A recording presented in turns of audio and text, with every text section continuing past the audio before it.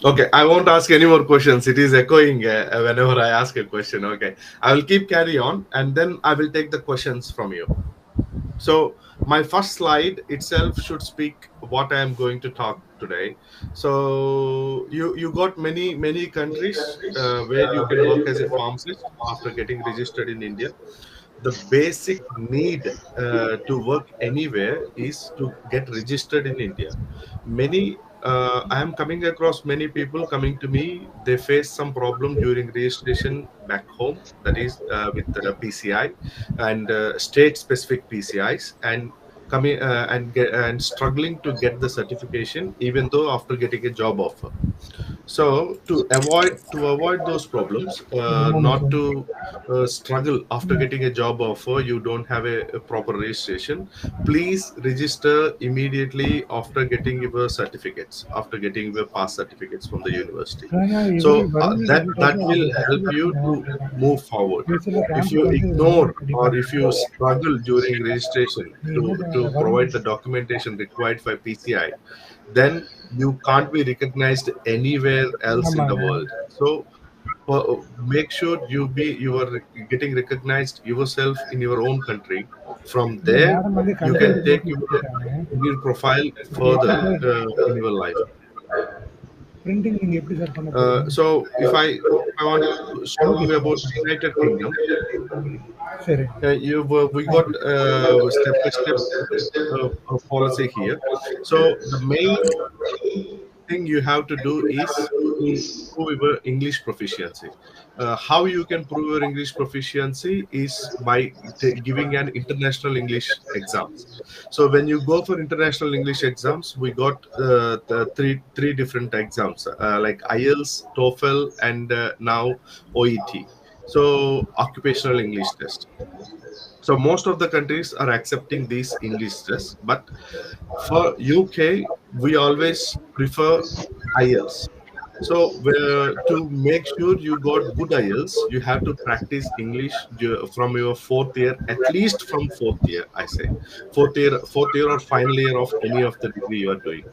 So when you go for hospitals, when you go for companies, or when you come across with the patients, you may not communicate in English in India, but when you are communicating with your staff, or when you are communicating within yourself, within your friends, yes, definitely you can communicate in English, and you can start learning, and there should be a thirst of learning English, and that English will help you to crack these exams, which will lay a big platform for your future.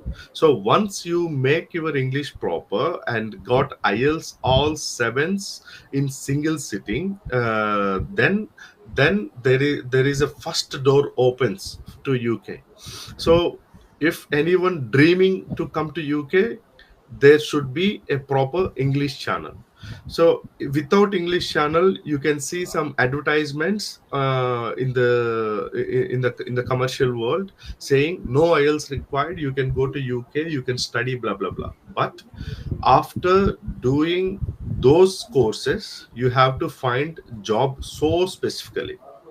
But I am giving you a comprehensive way, that is a broad spectrum of chances, where if you once you prove the English, and then you apply for the GPHC, which is a governing body like PCI in India, GPHC in UK. So you got the English, you apply for GPHC for approval, and submit all the documentation what they ask you for, and they will give you an approval to do a OSPAP program, that is Overseas Pharmacist Approval Program, assessment program. And after that program, you will be put in a as a shadowing pharmacist.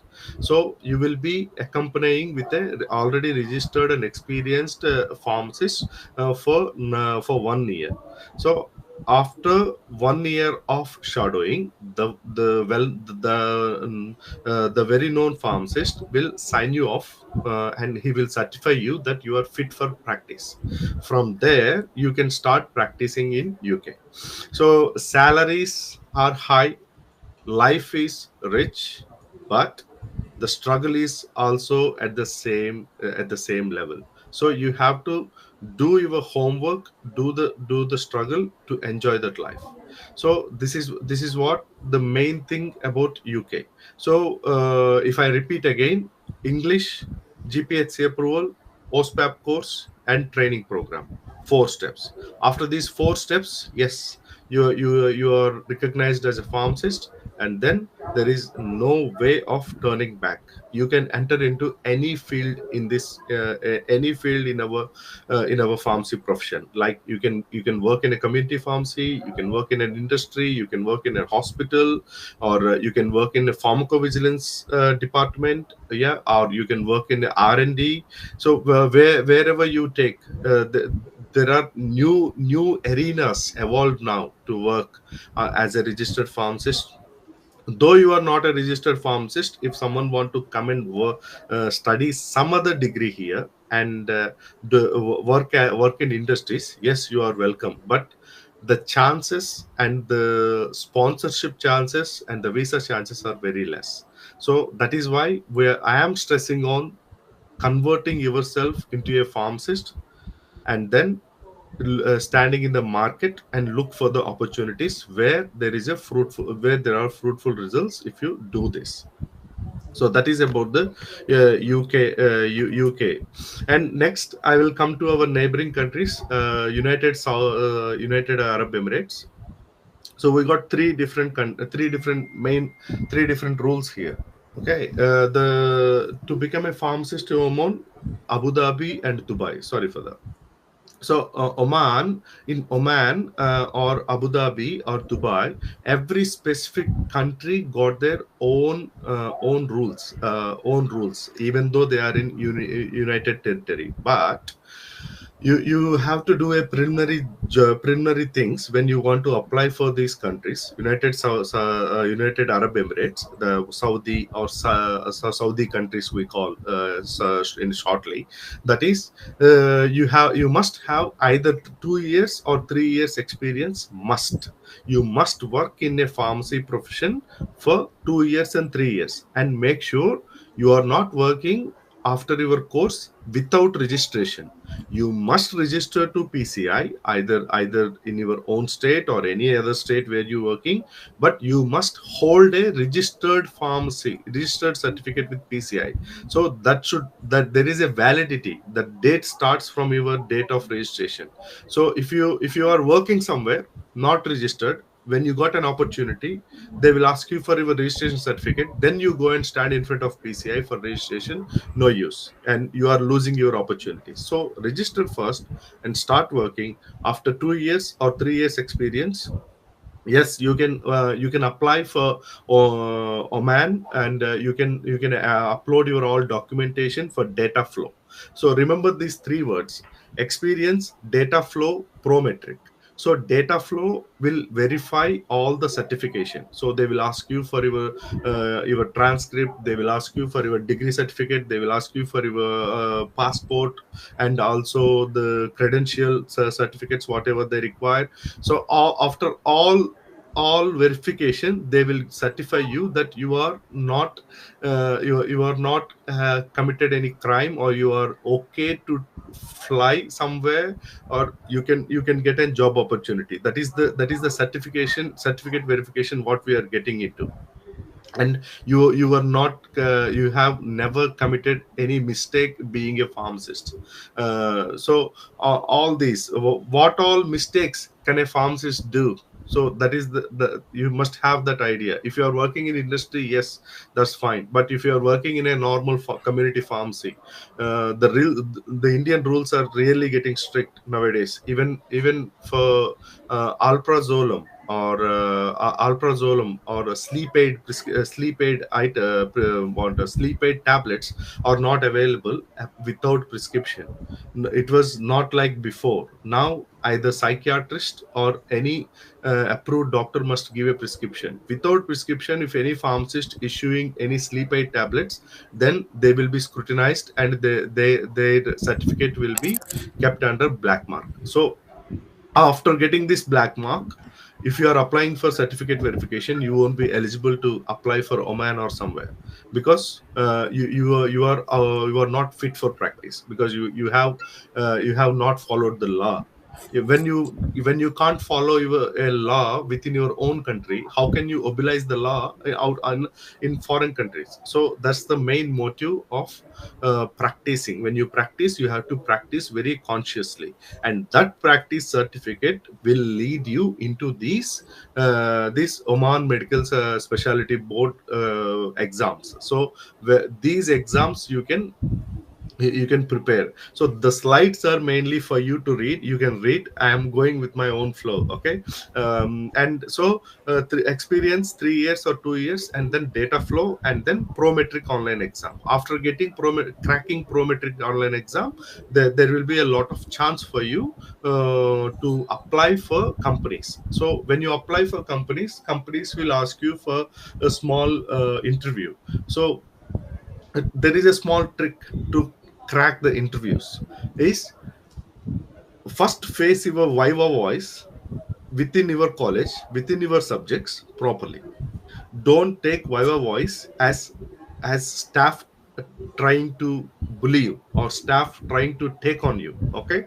If you take viva voice as every viva voice as an interview, and make a good contact into the eyes, and answer properly without laughing or without making fun of yourself, or without putting the chin down and looking there here, because I am from the same college, and I studied there. We did a lot of fun there, and I worked as an assistant professor. I know how students act when you are doing any viva voice, but which will not give 100% confidence to attend any interviews in your future. So better use those viva voice as just imagine them as an interviews, and try to answer your questions. If you don't know the answer, just boldly say, I don't know that answer. Never smile or never look sideways. Sideways looking or smiling is not an answer for any question. So from there you can look for the jobs in Oman.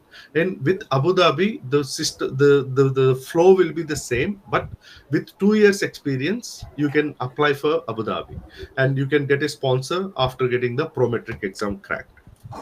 And with the Dubai, yeah, the same, the B Farm or M Farm or Farm DA. But Dubai got a separate assessing exam for prometric exam, is Dubai Health Authority exam, where after all your verifications, you can apply for this exam, and then you can apply for a job. So comprehensively, like Oman, Abu Dhabi, and Dubai, wherever you want to apply, the main things you have to know is PCI registration, and then working as a pharmacist after 2 years or 3 years experience, and then apply for data flow, and after data flow, prometric exam of specific countries. And then the some documents you have to keep very very handy always is scientific and academic certificates. So the scientific certificates, if you have submitted any posters, or you have shown your talent somewhere, and you have shown yourself as a motivator, then those certificates are also valid. It is not for fun or joy. People organize webinars, or people organize some seminars, or people organize some scientific meetings. There is Hello, sir. the- these are to Sorry share for the knowledge. inconvenience, sir. Sir, Yeah, kindly change slides, sir. yeah, I will share you on WhatsApp now. Yeah, okay, sir. Thank you. Yeah. So some documents you may need to get license for applying is scientific and academic certificates. So scientific certificates and academic certificates should be preserved very well. You should not ignore them. Yeah. And certificates of recent experience from your employer, valid assessment certificate, certificate of criminal clearance. So when we say criminal clearance, we should behave properly. We should not go for short provokings. Like, you should not get your anger, show your anger, commit something, and keep everything on your head. As a professional, you have to always think you are into a professional degree, and you have to behave professional, and then only the your life progress will be end up in a professional way. If not, somewhere it will take the sideways. So that is why people always ask you for certificate of criminal clearance and letter of license requesting from the facility, job offer, list of employees licensed to work in the facility, copy of valid passport. So keep all this handy when you want to apply for any apply anywhere, specifically for Arab Emirates or anywhere. These certificates should be kept as always in handy, and then you can look for any job applications. So if I start telling you about the Ireland, so after UK, after United Kingdom, I can stress you to apply for Ireland, because United Kingdom is out of European Union now. It is on in its own. It's an independent. But Ireland is still in European Union, where the market is huge. When once you apply for Ireland, you can practice in other European Union countries, and you can have a free travel within the European Union zone. So it will help you very highly, and it is very progressing. Ireland is very progressing. So you can apply to PSI to have your qualification recognized, same like we got PCI in India, GPHC in UK, and PSI in Ireland. So any third country qualification, so we are considered as third country. For Ireland, if you are within the country, one country, and then European Union, second country, and out of European zone, non European, non EU, non European Union, you will be considered as third country. So all the third country people should apply for the recognition. So it will happen in a two-step mechanism. I'll show you in a bit. So you have to apply. You have to apply for the recognition, and then they will conduct an internal interview. After internal interview, they will ask you to take a holistic assessment. That this holistic assessment can take place. Either you can come here for some other purpose, and you can write the exam by spending money, or you can sit in your own country and you can apply for the exam and you can write the exam. After writing these exams, they will assess, and depending on the assessment and the knowledge and the mark ratio, they will give you a chance how you can recognize, how you can register, and how you can shadow a pharmacist, and then you can apply. You can be a qualified professional. So there is a small relaxment for Ireland. That is, with UK, we need 7 7 7 7 four sevens in single sitting when you write the IELTS. But with Ireland, 1 6.5 is allowed, remaining 3 7s. So 3 7s and 1 6.5 can also be okay for you to apply for the for the conversion qualifications. So when you apply, it will take up to 1 to 3 months, and online exam comprising MCQs and OSCE. OSCE is the video recording. So if they ask you to record yourself something, so there is no one asking you a question. Say for example, naproxen or ibuprofen or warfarin. So you have to give an example. You have to explain yourself what will happen to a patient if they are already on warfarin and they are being prescribed with ibuprofen and naproxen. So I am not asking you the question now. I don't want the answer, but I am so that way you have to think that way. They will ask you to record a video that is called OSCE, where you will self record the question, and you answer it, and you go through the mechanism of action, you go through the interactions, and you go through the treatment. If that happens, how you can protect, or how you can protect the patient before they taking, scrutinizing the prescriptions, how you can do that.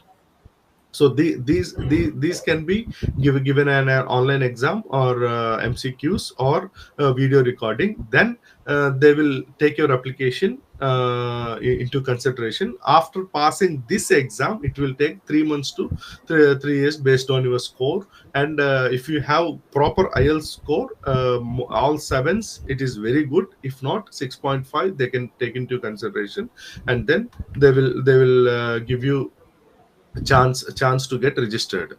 But there is a small loophole, I can say loophole, with Ireland. That is, you don't need to apply and get approval and come here for studies. You can apply for any other degree in Ireland. Just say, for example, you are going for pharmaceutical analysis, or drug design and discovery, or healthcare management, and or MBA in pharmacy. So there are different degrees. If you apply for any of these degrees, come over to Ireland, and while doing the other degree, you can also apply for this PSI exam. And because you are within the country, you are okay to take the exams, and you can go and meet them, go and attend the interviews whenever they ask you, and you can go and do the shadowing whenever they ask you. So you can do those alongside, and you can also convert yourself into the registration process. So that is possible with Ireland. So far we have covered UK and United Arab Emirates, and also the Ireland. So I'm telling you about the Canada, but we are not allowed to go Canada nowadays because of the political consequences. But you can have this knowledge, just as a warm up knowledge in your brain, what exactly you need. Again, the main concern will come down here is English proficiency. So you need to show your English proficiency. uh, Here they got a different concern. They may ask you to get PR, a permanent residence in Canada, before apply for all this. So to get a PR, you need 8 in listening. We got English exam in 4 different things: listening, reading, writing, and speaking. So listening 8, and remaining can be 6.5 or 7. So from there they will you start your journey, applying for educational credential assessments, and then Pharmacist Gateway Canada, and PEBC evaluation exam, and then language proficiency. So language proficiency is looking as a last option, but it will be the first option for you to apply, at least to move your applications. So this is how it works. After getting that qualification, complete the structured practical training program offered, and then jurisprudence examination. So for Indian pharmacy students, pharmaceutical jurisprudence is a easy subject, or we just feel like you can write anything and you can pass out. But when we look into the core of it, when we look that subject as a very vital subject, you got a lot of bright future within India itself. So yes, why can't you do that, sir? I did that. I have attended writing for drug inspector exam a couple of times. I'm not successful, but I wrote it. While I was writing that exam for drug inspector, yes, I gone through this subject. I was not serious when I was studying my B Pharm, but I took it very serious after passing my B Pharm. I passed it, but after passing, I had to go through the book again and again to attend the drug inspector exam. Drug inspector is a being a drug inspector within your own country is a big chunk. Go for it. Take that subject as very vital, and look into the jurisdiction, and learn things. So even after you come out, like UK, or Saudi, or Ireland, the main subject here also will be the ethics and law. Ethics, what can be done, how you should behave, what you should not do, how you can treat any drug. There are different classifications of drug, how you can treat them. Some you keep in CD cupboard, control drug. Some you keep in the fridge, some you keep in a hidden area, some you can't dispense without a prescription, some you can't give out. So all these ethics and laws are important. Without knowing this, most of, if you have the good knowledge of Indian jurisdiction, then it will help you to understand the foreign jurisdiction very easily, because most of them are almost equal. You can follow the rules in a similar way. So understand the importance of jurisdiction and go for it. And I am here blending Australia and New Zealand together, because both of them need the IELTS again equal to that of UK, all sevens, either in single sitting, but or you can do IELTS once. If you are not able to get 7 in the first sitting, you can do the same module. The module you are missing, you can redo the module again, and that module, if you gain the mark, you can submit 2 certificates, and those 2 certificates can be submitted for your as a approval. So that is what a bit relaxation compared to UK is very strict, where they need single sitting. There is no resitting or resitting for any module is not accepted. But here, as I said, Ireland 6.50, and Australia and New Zealand, you can apply for that. And you apply for initial consideration.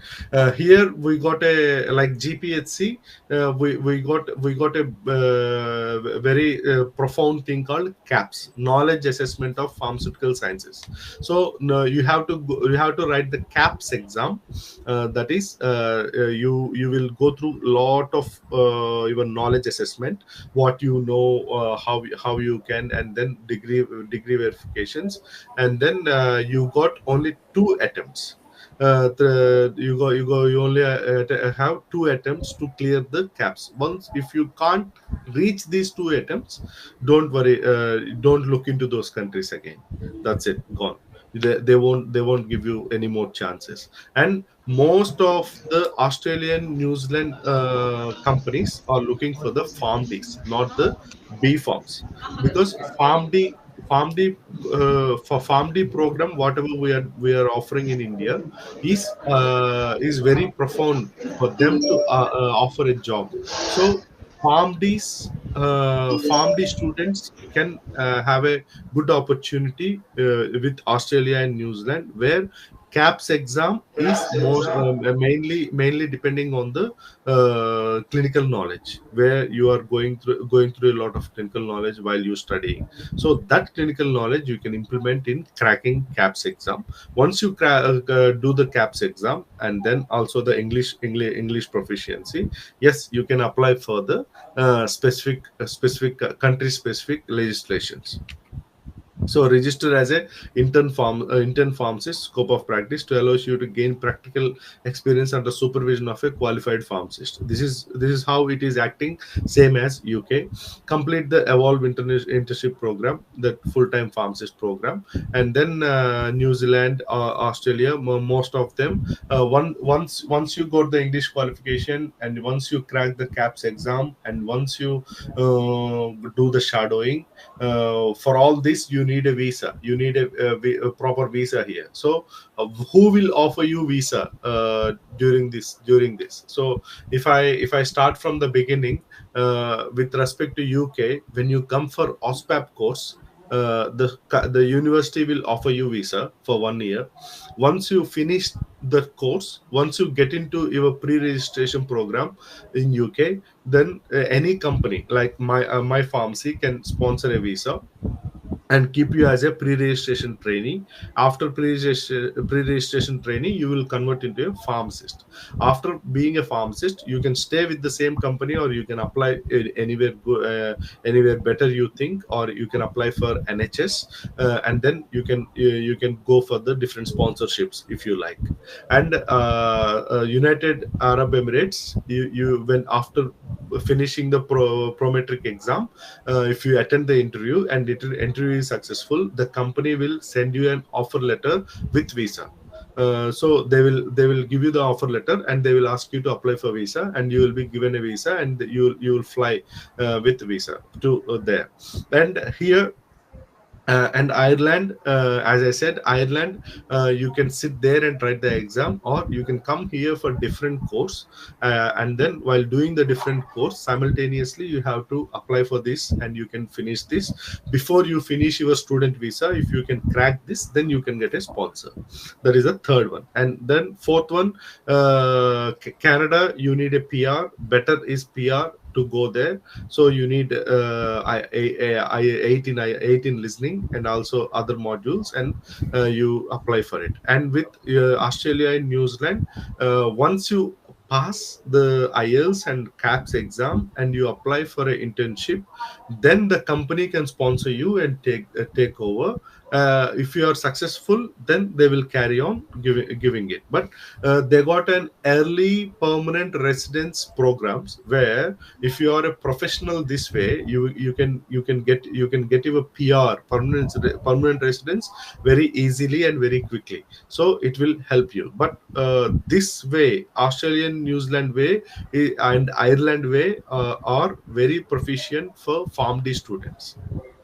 Okay. What about B Farm students? Yes, you also can apply, but you have to develop your clinical knowledge, and you have to just don't think about all the available opportunities. You have to think about a specific way how you can apply. What I mean, if you are applying into an industry, if you are applying into R&D, if you are applying into QC, and if you're applying for production, if you're applying for a community pharmacy, or you want to do as a teaching professional, so you got a lot of opportunities are evolving around, surrounded by you.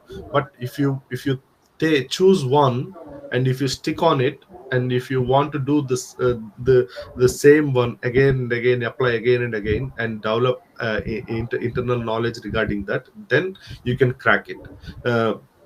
Then it is possible. So the final thing, final country which I want to share is United States. Here, without visa, it is not possible for you to enter into the country. But you can, if anyone there can sponsor you a H1B visa, they can give you a work permit. Any company can give you a work permit, or someone known to you, relatives can give you a sponsor. Then you can fly there, stay there, and then you can do all these exams from by sitting back home. You may write the exams online, but it is not possible any company can sponsor you straight away. For that, you need a visa properly. So you have to complete the foreign pharmacy graduate equivalence examination, that is same like UK GPHC, National Association of Boards for Pharmacy, and North American Pharmacist licensure examination. United States of America, within the name itself, there are different states. Every state got its own rule. When you fit for practice somewhere, you may not be fit for practice some other way, somewhere else. So everywhere you transfer, you have to get the licensure exam again and again, and you have to stick on with one state. So for saying, we say USA, but it is different. Same like when we say India, we say India, but every state is different, every state's practice is different. So that is how you can think about USA, if you would like to think about. So that's my presentation, and I welcome your questions, if any. I know most of you might be thinking about the salaries. When you want to become a teaching profession, one of our senior is working as a technician. We call that word as technician within the university, where he take care of complete instruments, all the equipments, HPLC, GC, and anything, everything, all the instruments he will operate, and he will help students. So to become a teaching profession, you must have a PhD, which was done here in this country, in any country where you want to teach. So that is the basic need. Unless you want to apply from in India, by sitting in India, you want to apply for a teaching profession here, you must have a PhD there, and also you must have a good volume of paper presentations, where it will show that you can take students to the next level. हाँ Either you can work on the same हाँ जी thing into core, or you can work on number in a come specific department, like pharmacology department, or a pharmacognosy department, or clinical department. But you must work on it, and there must be a proof of paper submissions of your work in highly reputed things, like what we call papers, highly reputed papers. Then only they will take into consideration of your knowledge. uh, if you want to study from core, like a B farm, uh, in UK, for example, you have to you have to spend a lot of money. It is better, it is same thing we are studying here and there, but after B Farm we are applying for converting that degree into this country degree. So that is how that is how it works. Start studying from scratch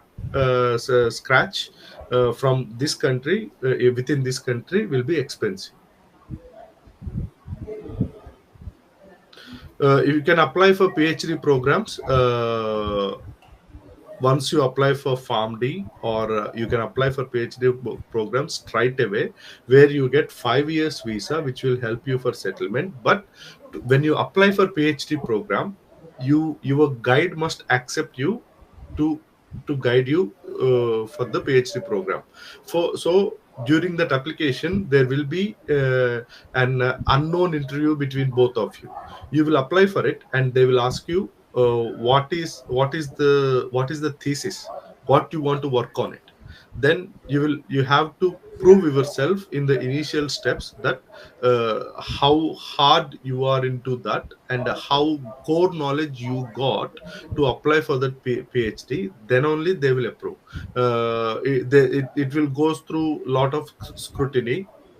And say, for example, when I applied for my PhD program, I applied for diabetic wound clearing through maggots.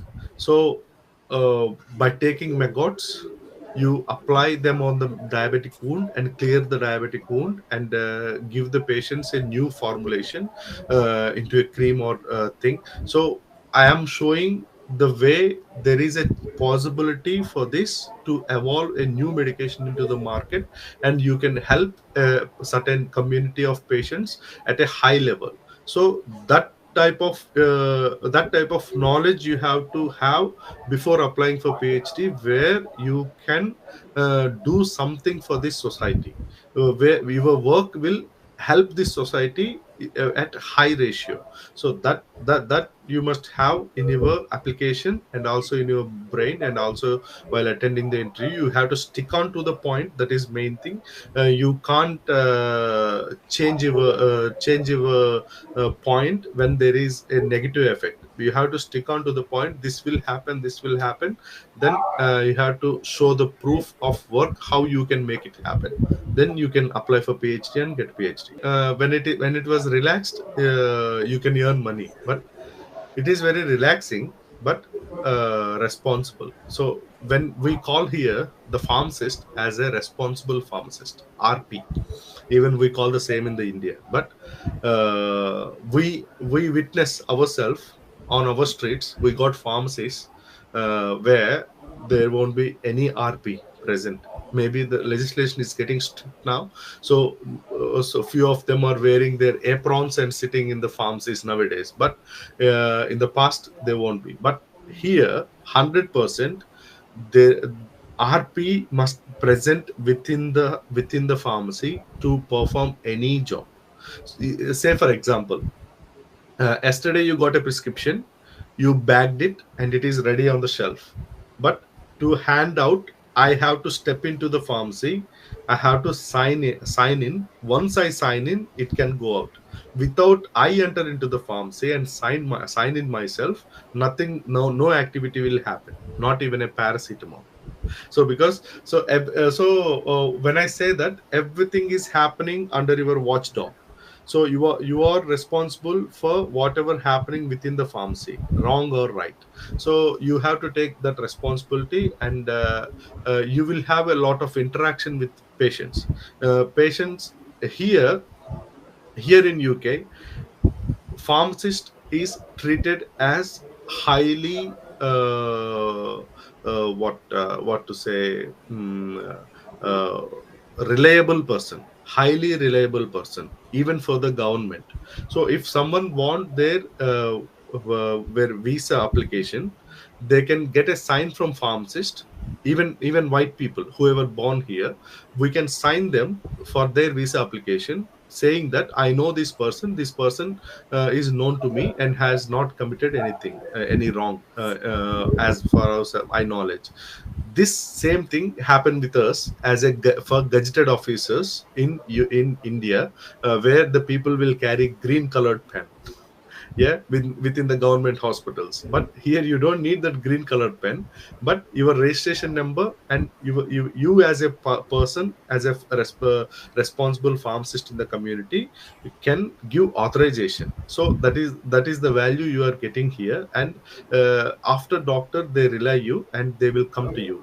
In UK, if I give you some more knowledge about what we are doing here, as of the new rule, we are treating seven minor ailments to the people, and we are prescribing antibiotics for the people. Before, it was not there, but that prescribing happens with 100% scrutiny. It is not that taking a piece of paper, writing RX and writing antibiotic and signing and sending off. No, everything online. You have to enter the patient details online.